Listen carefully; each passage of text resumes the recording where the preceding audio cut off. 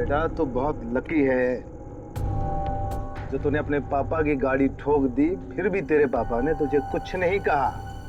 वरना पिछले हफ्ते ड्राइवर की वजह से भैया की गाड़ी में ना हल्की से खरोच आई थी। मालूम है तेरे पापा ने उसके साथ क्या किया? तो क्या किया पापा आपने? बेटा बिजनेसमैन हूँ, हिसाब बराबर किया और क्या। मतलब?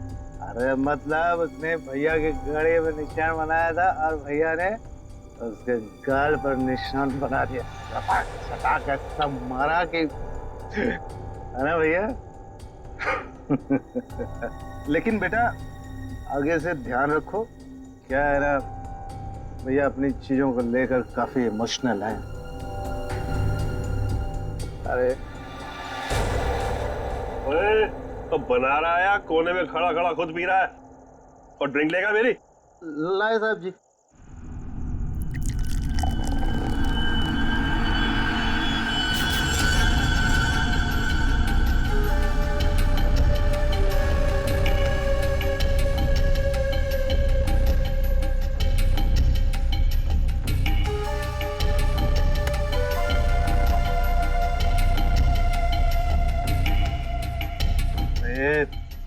इतना काम क्यों रहा है? हाँ, संभाल के रख।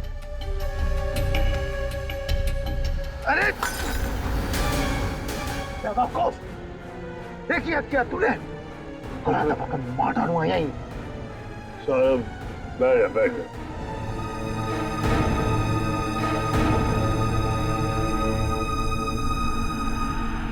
गलती हो गई ना, कोई बात नहीं, गिलास ही तो था। साहब गलती होगी, वो हाथ से गिलास। फिर वही बात, भाई कांच का टुकड़ा तेरे से ज्यादा कीमती थोड़े ना है। सीधा आजा आजा, उठा ले भाई, किसी के लग जाएगा नहीं तो। उठा।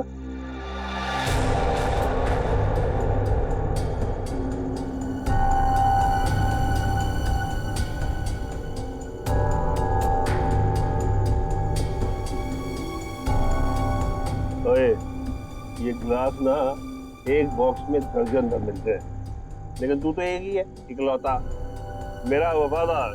हाँ? लेकिन तुझ जैसे दर्जन भर भी बेच के आओ ना, बदले में ऐसा एक भी गिलास नहीं मिलने वाला, समझा? अभी मेरे पगार में से काट। ये जो तूने किया है ना, उसके बाद तुझे पगार देने वाला कौन है? अब बड़े बड़े मुंह क्या देख रहा है? चल जाके दूसरा ड्रिंक बना के ला, चल। हाँ सुन, ग्लास संभाल कर लाना, वरना टूट गया ना तो तुझे भी बसंती कर कांच के टुकड़ों पर नचाऊंगा। हेलो हेलो, अरे कौन बोल रहा है? आपके कपड़े चेंज करवा देता हूँ। तू ठीक करा, चल चल चल चल। हेलो, और मुंह में जुबान नहीं है क्या? हेलो हेलो, अरे बोलो कुछ।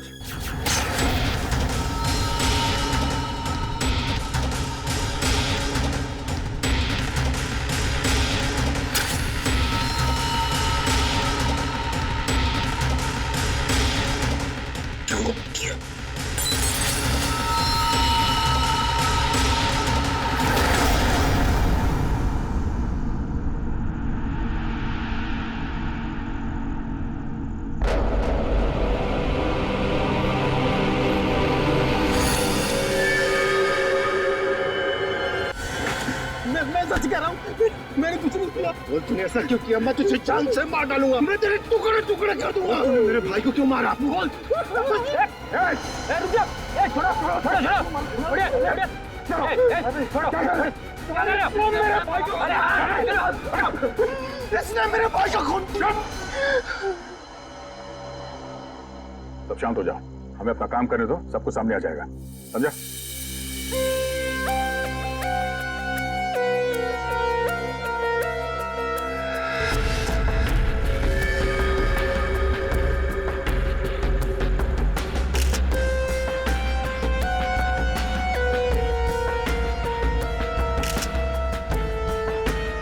किसी धारदार चीज से गला काट दिया है सर। बड़ी सफाई से। और तो कहीं कुछ दिख नहीं रहा है। बेचारे को अपने आप को बचाने के लिए वक्त भी नहीं मिला होगा। गले की ऐसे नस काट दिए एक झटके में खत्म। है तो कोई अंदर वाला ही आदमी साहब।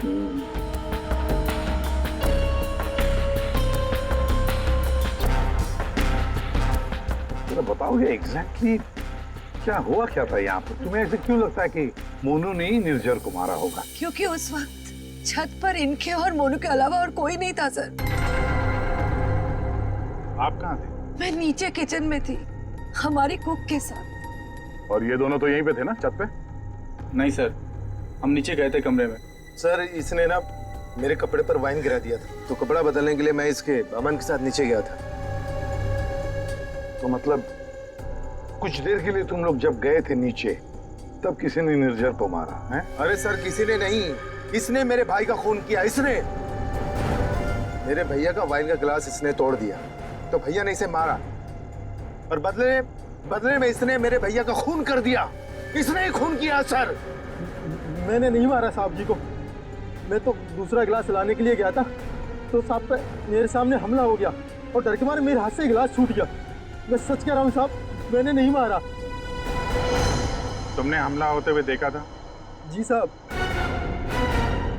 सर आप इसकी बातों में बताइए, ये बकवास कर रही है। सर मैंने कहा ना सर, इसने ही खून किया सर। ये शकल से खून ही लगता है। नहीं साहब, मैंने खून नहीं किया साहब। हमें पहली बार थोड़ी ना मारे थे।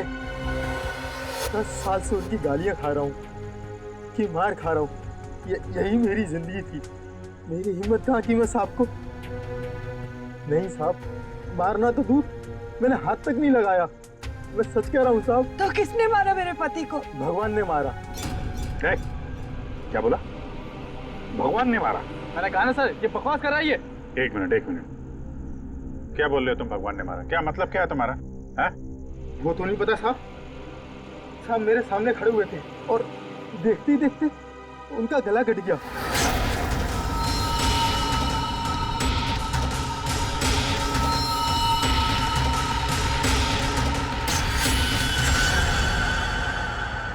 साहब ना तो कोई चाकू, ना कोई खंजर, कोई हथियार भी नहीं, और कोई हथियार चलाने वाला भी नहीं साहब।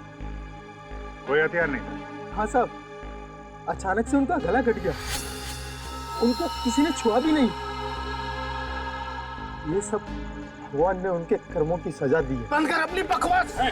अरे सर इसने खून किया मेरे भैया का, मैं बोल रहा हूँ ना। शांत हो जाओ। सर आप इसकी बात पे विश्वास कैसे कर सकते हैं? तुमसे किसने कह दिया कि हमने इसकी बात का यकीन कर लिया? हाँ? हमें क्या करना है और क्या नहीं करना है हम अच्छी तरह से जानते हैं। आप दोनों थोड़ी देर के लिए शांत हो जाइए, समझे? सही ये मोनू को समझ में नहीं आ रहा है, नाटक तो नहीं कर रही है? अभिजीत, अगर ये मोनू नाटक कर रहा था तो किसी और के नाम पे डाल देता खून, है ना? ये सब भगवान का चमत्कार वगैरह ये अजीबोगरीब कहानी नहीं बनाता वो। शायद गुमराह करने के लिए सर। हो सकता है इसने इस वाइन ग्लास के टुकड़े को उठाया और अपने मालिक का खून कर दिया। ये लाश के आसपास कांच के टुकड़े बिखरे हुए हैं सर, और इन पे खून भी लगा हुआ है। अभिजीत, अगर मोनू निर्जर का गला काटता तो उसके बदन पर, उसके हाथ पर कहीं तो खून के छींटे होते। कुछ भी नहीं है। देखो, और तो और निर्जर का गला देखो। अगर कोई कांच से गला काटता तो सीधे ऐसे काटता, आड़ा हॉरिजॉन्टल काटता, वर्टिकल कट नहीं मारता। देखो इसके गले पर वी शेप में 2 लगभग वर्टिकल कट्स हैं, और वो भी 2 अलग अलग जगहों पे, एक इस तरफ है एक इस तरफ। 2 बार तो कोई गला नहीं काटेगा। फिर भी सर इस मोनू की बात पे विश्वास करना तो मुश्किल है। एक ही कर सकते हैं, बॉडी को फॉरेंसिक लैब भेज देते, साळुंखे को कहते हैं कि देखो चेक करो अच्छी तरह से, ये जो गले पे निशान है क्या उसमें कांच के टुकड़े हैं क्या? पर यहाँ पे एक ही चीज है जिससे खून किया जा सकता है, ये कांच। कांच। अंकिता, जरा बताओ, क्या तुमने किसी को तुम्हारे घर के अंदर आते जाते देखा? नहीं सर, कोई और आता तो मुझे जरूर पता चलता। और आप दोनों पूरी टाइम वहाँ पे कमरे में ही थे क्या? जी सर। आपने इन दोनों को देखा था कमरे में जाते हुए? हाँ, और इन्होंने भी मुझे देखा। इसका मतलब ये है कि बाहर का कोई आदमी घर के अंदर से नहीं आया। फिर तो घर के बाहर से आ सकते हैं। ये पाइप से। फिर एक काम करो, इन सब की स्टेटमेंट्स ले लो, इस कुक के भी, और मैच करके देखो देखो कितना सच बोल रहे हैं ये लोग। और अंकिता तुम बैठ जाओ। आइए आइए चलो। निर्जा का गला काटने के लिए खूनी इसके नजदीक तो आया ही होगा, या नजदीक पहुंचा कैसे? सर, शायद पाइप या एसी वेंट से चढ़कर आया हो। एक काम करो, आसपास रहने वाले लोगों से पूछताछ करो, देखो क्या उन्होंने किसी को पाइप से बिल्डिंग में चढ़ते हुए देखा है क्या? प्रणीक, सर रेडी, काम करो, इस बिल्डिंग की सीसीटीवी फुटेज चेक करो।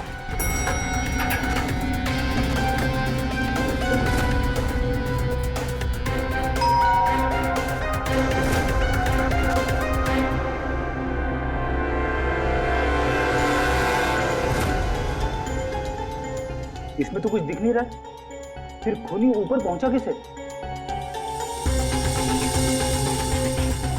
इस बिल्डिंग को 20 फ्लोर है, शायद खूनी ने 8-10 फ्लोर के बाद बाहर से चढ़ना शुरू किया होगा। हो सकता है सर, शायद इस वजह से बाहर कैमरा में आया नहीं। जी आप? मैं इंस्पेक्टर दया सीआईडी से। यहाँ आपके बगल वाले बिल्डिंग के छत पे एक आदमी का खून हुआ है। मैं आपसे ये पूछने आया कि आपने या आपके घर में किसी ने कुछ देखा है क्या?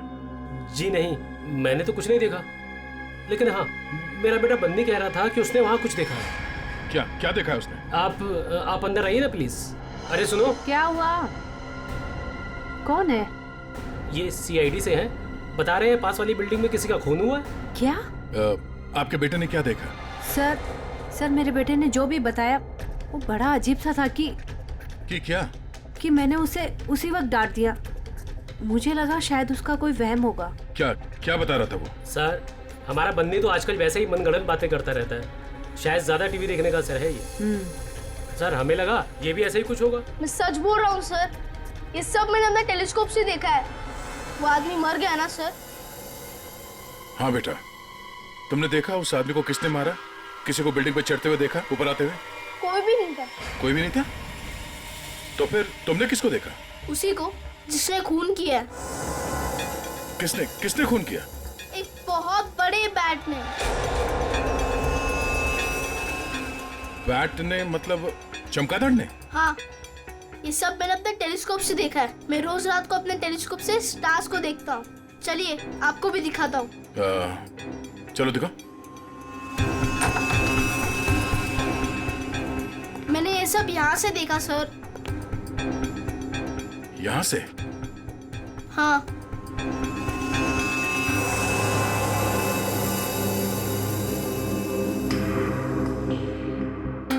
मैंने सच में देखा था अंकल। बेटा, आपका फेवरेट सुपर हीरो कौन है? बैटमैन। ओह, बैटमैन। ठीक है, आपने आज सीआईडी की बहुत मदद की। Thank you. मैं चलता हूँ। थैंक्स। Thank you sir.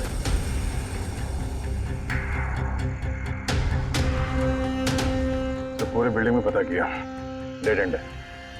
किसी ने भी किसी को बिल्डिंग में चढ़ते देखा नहीं सर। सीसीटीवी फुटेज भी चेक किया सर, कोई नहीं दिखाई दे रहा है। इंसानों ने नहीं देखा, कैमरों ने नहीं देखा। ये खूनी है या मिस्टर इंडिया? रेडी, ये खूनी कांच की तरह है, कांच की तरह ट्रांसपेरेंट, पारदर्शक। हमारे सारे सवालों का एक ही जवाब है, ये कांच। तुम्हारा अंदाजा एकदम सही है। इसके गले के घाव में से कांच का टुकड़ा मिला है। मतलब सर, मोनू ने टूटे हुए कांच से इनका गला काटा और इनकी जान ले ली? हाँ, लगता तो वैसे, मगर पता नहीं क्यों मेरा मन कहता है कि जो दिखता है ये केस वैसा नहीं है। बिल्कुल तुम्हारी बातों की तरह से। हाँ, नहीं, मेरा कहने का मतलब ये था कि वाइन ग्लास के कांच के टुकड़े को और उसके घाव में से जो कांच का टुकड़ा मिला उसको, दोनों को मैंने अच्छी तरह से टेस्ट किया, तो दोनों एक ही हैं, लेकिन अलग अलग। देख सर, उनके दिमाग खराब मत कर यार, जो है वो सीधे सीधे बता देना यार। सीधी सीधी बात ये है भाई कि वाइन ग्लास के कांच के टुकड़े से इसका गला नहीं काटा गया। तो फिर देखना चाहते हो? आओ देखो।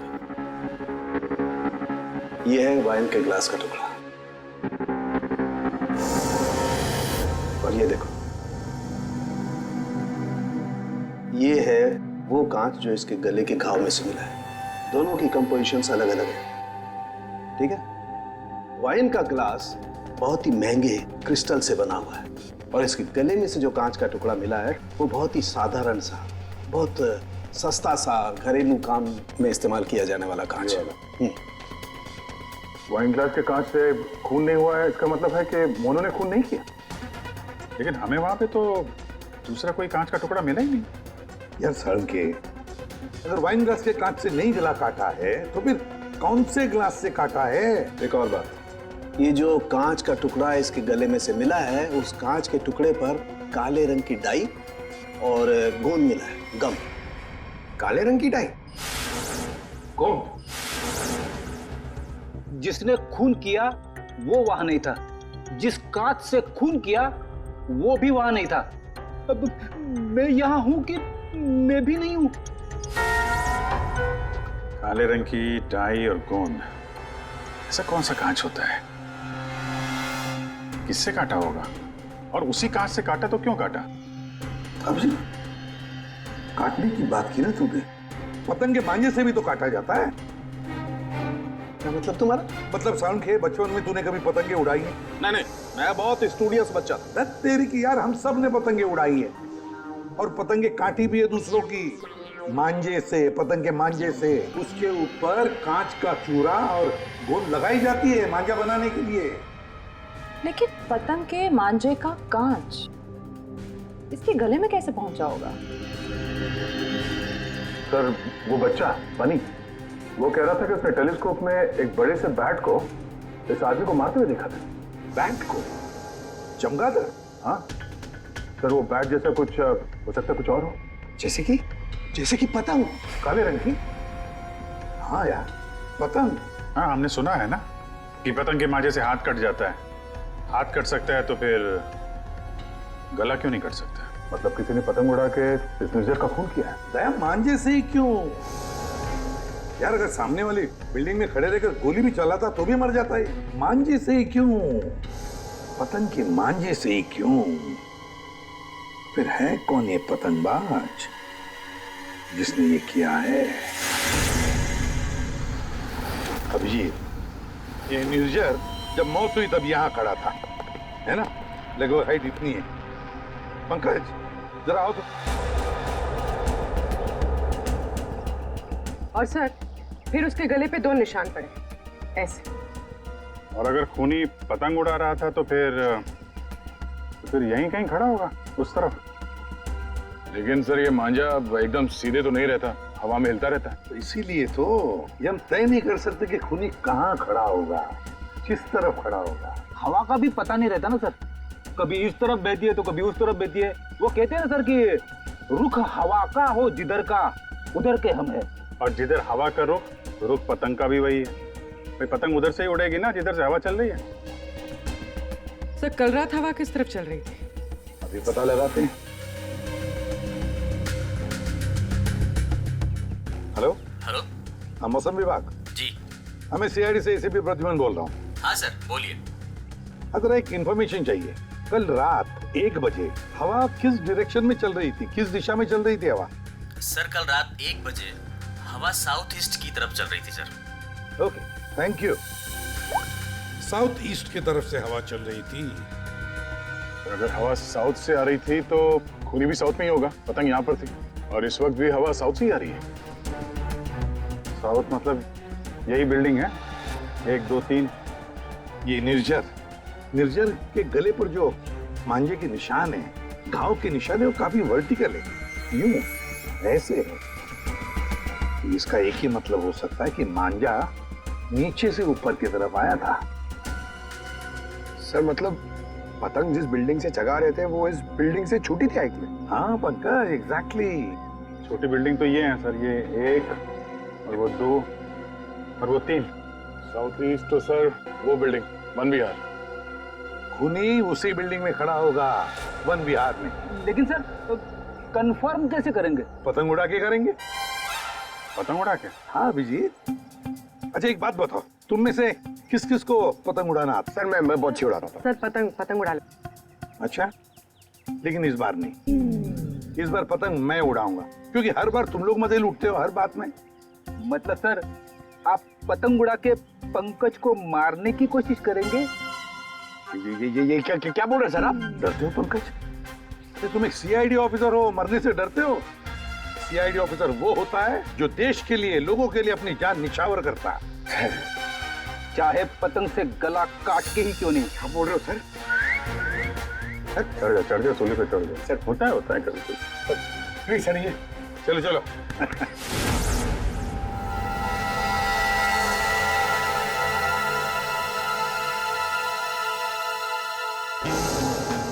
ये अरे जरा ढील दो। हाँ बता।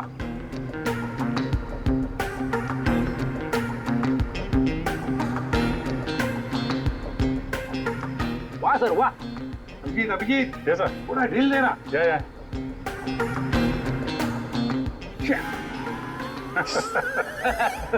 अभिजीत सर की पतंग कट गई। हाँ।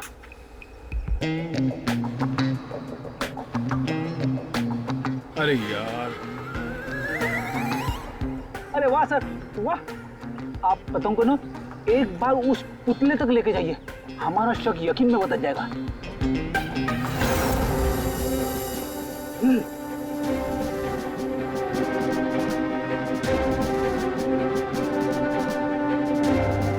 अरे नहीं यार, फ्रेडी पकड़ लो।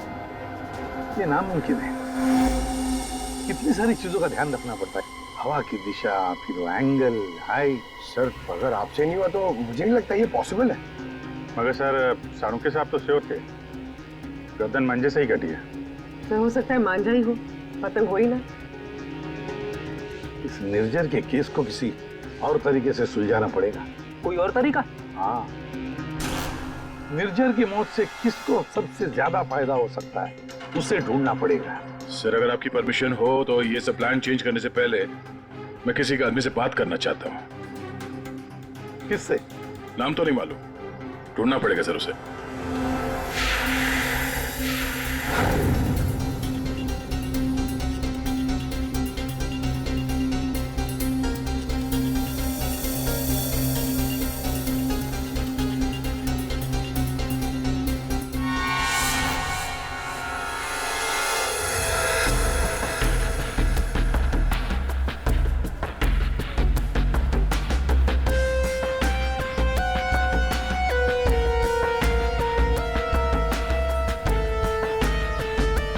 अल्ताफ भाई, पतंग उड़ाने के लिए आपकी उम्र कुछ ज्यादा नहीं है?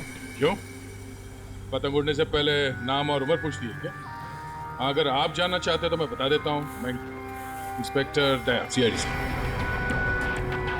मैं यहाँ एक केस के सिलसिले में आपसे कुछ पूछने आया हूँ। कहिए। अल्ताफ भाई ये बताइए, क्या इस तरह के मांझे से किसी की जान ली जा सकती है? मतलब गला काटा जा सकता है? अरे क्या कह रहे हैं जनाब, ये तो मेरी रोजी रोटी है, ये तो मेरे परिवार का पेट पालने के लिए, ना कि किसी का गला काटने के लिए। अल्ताफ भाई फिक्र मत कीजिए, ये सिर्फ जानकारी के लिए पूछ रहा हूँ। यहाँ बाजार में सबसे पूछा तो सबने यही बताया कि यहाँ सबसे समझदार और जानकार आदमी इस पेशे में आप ही हैं।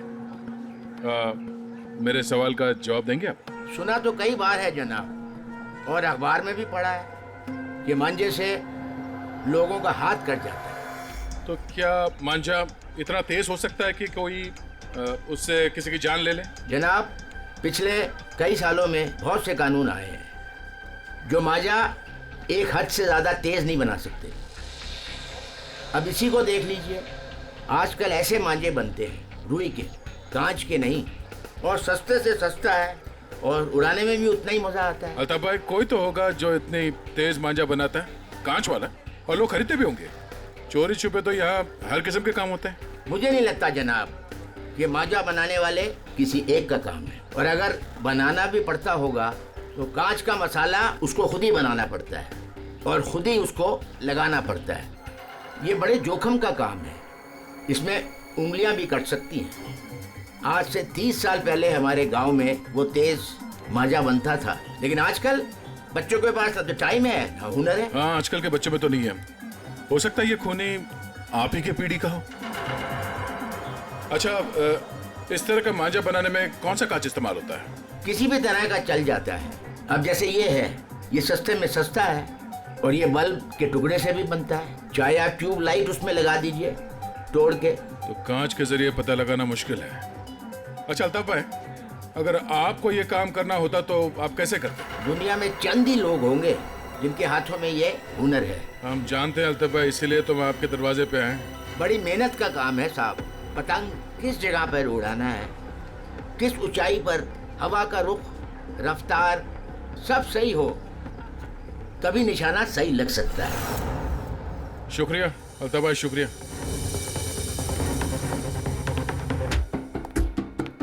सर, सर ये वो लोगों की सस्पेक्ट लिस्ट है जो निर्जर को मार सकते हैं। इतने सारे दुश्मन इस निर्जर के? सर वो बहुत ही स्वार्थी और बेरहम बिजनेसमैन था। बहुत लोगों को धोखा दिया था उसने सर। इनमें से किसी ने बदला लिया होगा। पॉसिबल है सर। सर हाँ, ये वो केसेस है जो निर्जर के ऊपर फाइल हुए थे। इनमें से ज्यादातर कंप्लेंट उसके एक्स एम्प्लॉइज के हैं, जिनका कहना है कि निर्जर ने उन्हें सैलरी नहीं दी थी। कमाल है, इतना बड़ा बिजनेसमैन और अपने वर्करों को पगार नहीं देता था। बिजनेस लॉस में जा रहा था क्या? अरे नहीं सर, उसके भाई से पता चला है कि अपने 300 एम्प्लॉइज की सैलरी ना देनी पड़े, इसीलिए निर्जर ने अपने आप को कोर्ट में दिवालिया घोषित कर दिया था। वाह रे वाह, बड़ा चालाक है। कानून का गलत इस्तेमाल किया, अपने आप को दिवालिया घोषित किया और बैठ गया वर्करों के पैसे पर। खुद तो ऐश कर रहा था और दुनिया को दिखाने के लिए कंगाल और दिवालिया। इतने बड़े फ्रॉड आदमी को ना जेल में होना चाहिए था। वही तो, जेल में ही होना चाहिए था। कुछ ना कुछ तो गड़बड़ जरूर है अभी, कुछ ना कुछ तो गड़बड़ है। इतने सारे फ्रॉड्स करने के बावजूद भी ये आदमी बाहर कैसे, जेल में क्यों नहीं? पंकज, पुलिस रिकॉर्ड चेक करो निर्जर के।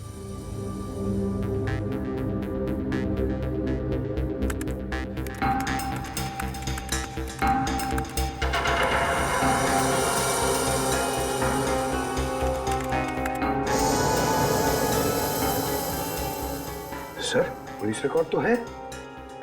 क्या 5 साल पहले निर्जर कस्टडी में लिया गया था सर। ये मगर सर सिर्फ 1 घंटे के लिए। क्या?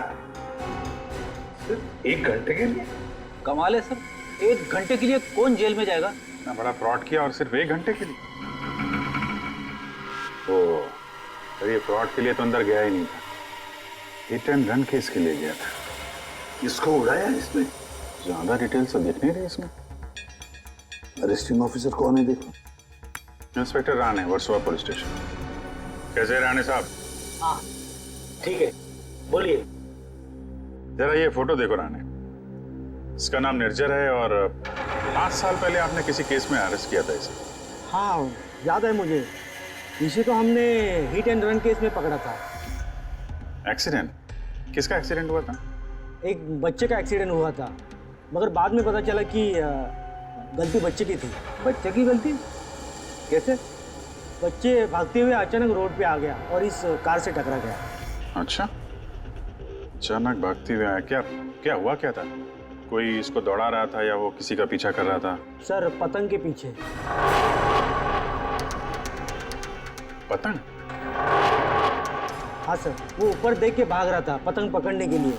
उसे पता ही नहीं चला कि कब वो रोड पे आ गया। वैसे बड़ी अच्छी याददाश्त है आपकी। इतने सालों के बाद भी आपको निर्जर केस के बारे में सब कुछ याद है? सर ऐसे बेरहम इंसान को कौन भूल सकता है? बेरहम? क्यों? माना एक्सीडेंट में उनकी गलती नहीं थी, कम से कम देखना तो चाहिए था ना कि बच्चे का क्या हाल हो गया। उसको बच्चे से ज़्यादा इम्पोर्टेंट था टाइम पे मीटिंग में पहुंचना। उस बच्चे का बाप अभी भी याद है मुझे। क्यों, कुछ किया था क्या उसने? कुछ नहीं। कुछ नहीं मतलब? सर कुछ नहीं किया, इसीलिए तो याद है। ना कुछ कहा ना कुछ सुना। जब उसे पता चला कि निर्जर को छोड़ना पड़ रहा है तो पुलिस स्टेशन के बाहर ऐसे खड़ा रहा जैसे सांप सूंघ गया हो, जो कोई फर्क नहीं पड़ा हो। फिर वो चला गया। उसका फोटो तो होगा ना आपके पास? सर वो ओपन एंड शेड केस था। एक्सीडेंट साबित होने के बाद कोई इन्वेस्टिगेशन करने की जरूरत ही नहीं पड़ी। अच्छा, नाम वाम तो लिखा होगा ना उसका कहीं? हाँ सर, 1 मिनट। मतलब वो निर्जर केस की फाइल देना।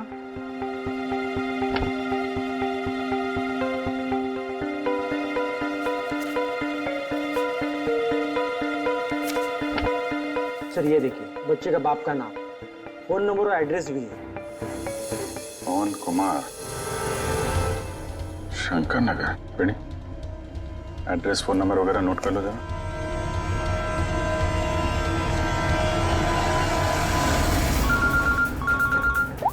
हाँ अभिजीत, तो वो निर्जर के हिट एंड रन केस से एक लीड मिला है।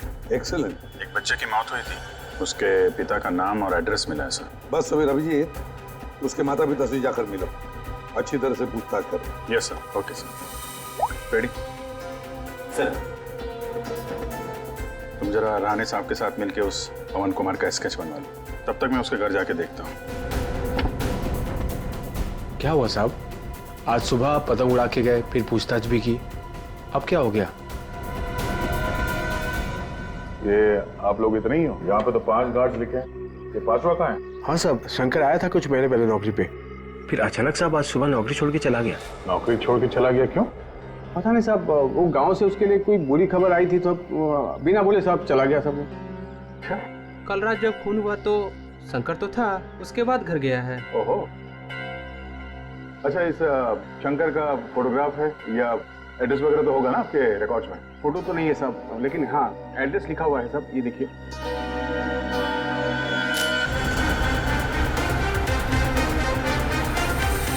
हाँ सर, एड्रेस तो मिल गया है, पर मुझे लग रहा है कि ये एड्रेस गलत हो सकता है सर। शंकर ने खून किया है सर, फिलहाल तो फरार है, पर उसने निर्जर को क्यों मारा होगा ये मकसद तो समझ में नहीं आ रहा है सर। ये पवन कुमार के घर में तो ताला लगा हुआ है। पड़ोसी बता रहे थे कि बच्चे के एक्सीडेंट के 2-3 साल के बाद उसकी माँ ने उसके गम में आत्महत्या कर दी। और ये पवन का क्या हुआ? सर वो तो 3 साल पहले ही घर छोड़ के चला गया, उसके बाद से वापस नहीं लौटा। मुझे तो इसी पे शक है सर। 1 मिनट अभिजीत, ये पवन 3 साल पहले घर छोड़कर चला गया और फिर अचानक अब जाग उठा बदला लेने के लिए? क्या रहा था 3 साल तक? एक मिनट सर, एक मिनट। अभिजीत, ये पवन अपने घर से कितने साल से गायब है? ये 3 साल पहले। क्यों 3 साल से? अच्छा सर, वो पवन कुमार का स्केच बनने वाला था, बन गया वो? देखता हूँ।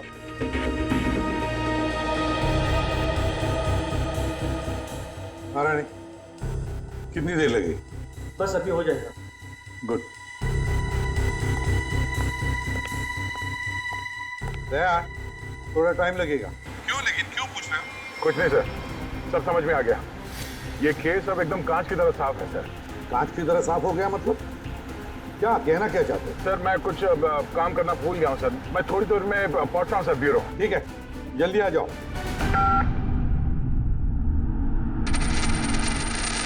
हाँ यार, आज नींद नहीं आई। अरे कैलाश, शुक्रिया।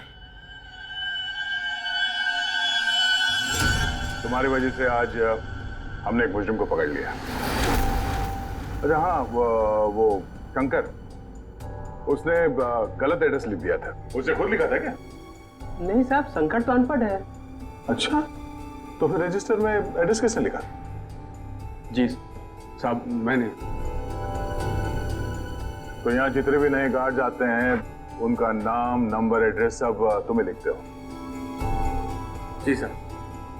अरे हाँ, ओह सॉरी, मैं तो भूल ही गया था, सारे रिकॉर्ड्स तो तुम ही रखते हो।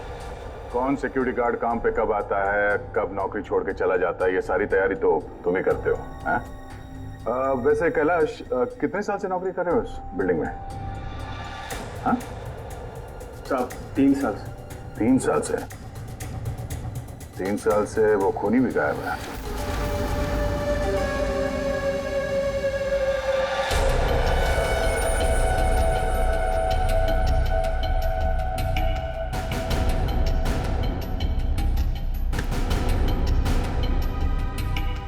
निर्जर के खून के इल्जाम में मैं तुम्हें गिरफ्तार करता हूँ, पवन कुमार। पवन कुमार? हमारा नाम तो कैलाश है साहब। वो आपको शायद कोई गलत फहमी हो रही है हमको पहचानने में। लेकिन मुझसे कोई गलती नहीं हो रही है मिस्टर पवन कुमार। ये क्या है साहब? हाँ क्या है साहब, आपको कोई नहीं मिला तो एक गरीब को फंसा रहे साहब।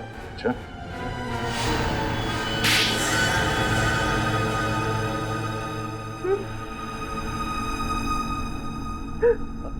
हाँ सर, मैंने मारा निर्जर को।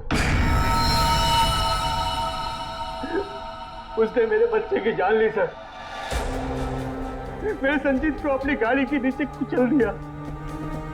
मेरी पत्नी संजीत की मौत का गम बर्दाश्त नहीं कर पाए, खुदकुशी कर ली। निर्जर ने सिर्फ मेरे बेटे को नहीं मारा साहब, ये दो खून किए।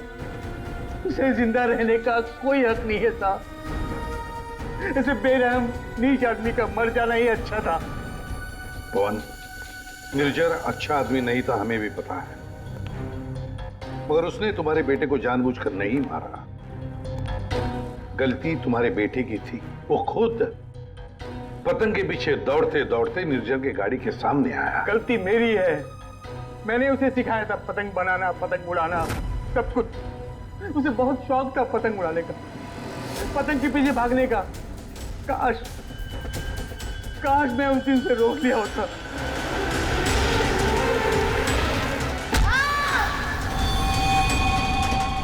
तो बेटा जिंदा होता।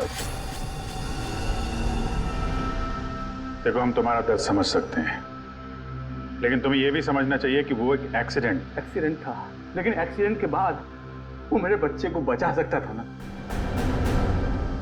क्या मतलब? जब पुलिस ने उसको रिहा किया तो आप बच्चे को अस्पताल तो लेके जा सकते थे ना। बच्चे की हालत देखी थी आपने, कौन सा लथपथ था वो? अगर मेरी गाड़ी की सीटें खराब हो जाती तो कौन जिम्मेदार होता? मैंने कसम खा ली थी साहब, जिस तरह एक पतंग ने मेरी संजीत की जान ली, निर्जर की मौत भी पतंग से ही होगी साहब, पतंग से ही होगी। और इसीलिए तुमने 1VR बिल्डिंग में नौकरी शुरू कर दी, ताकि तुम अपना बदला आसानी से पूरा कर सको। पिछले कुछ सालों में 1VR में जितनी भी चोरियां हुआ करती थी, वो सब मैंने ही करवाई थी, ताकि किसी को भी छत पे जाने की अनुमति ना मिले। फिर रोज पतंग उड़ाने की प्रैक्टिस करने लगा। निर्जर पर ध्यान रखने लगा कि छत पे कब जाता है, कितनी देर रहता है। मुझे पता था कि कौन से कोने में उसका मोबाइल का नेटवर्क का टावर मिलता है। वो हमेशा बात करने वहीं आता था साहब, और मैंने सोच लिया था उसे वहीं मारूंगा। और उसे मारने के लिए मैंने मांझा बनाना शुरू कर दिया। काली पतंग बनाई, मैं तैयार था साहब, बस हवा का रुख और तेजी का इंतजार था मुझे। और एक दिन भगवान ने मेरी सुन ली, सब कुछ सही था। मैंने निर्जर के मोबाइल पे फोन किया, पतंग उड़ाई और उसका गला काट दिया। जिस मांझे से तुम अपनी जिंदगी का इंसाफ करना चाहते थे, उसी मांझे ने तुम्हारी जिंदगी की रेखा बदल दी। तुम्हें कड़ी से कड़ी सजा होगी। हाय बनी, ये आपके लिए। ये किस लिए? केस सॉल्व करने में आपने हमारी मदद की है, तो इसलिए हमारी तरफ से ये थैंक यू गिफ्ट। लेकिन जब तुम पतंग उड़ाओगे जरा संभाल के, तो तुम्हारे मम्मी या पापा साथ में हो तभी उड़ाना, अकेले नहीं। जैसे तुम टेलीस्कोप से स्टार्स देखते हो ना, वैसे ही जब तुम ये पतंग उड़ाओगे मैं इसे देखूंगा। प्रॉमिस? पक्का वाला प्रॉमिस।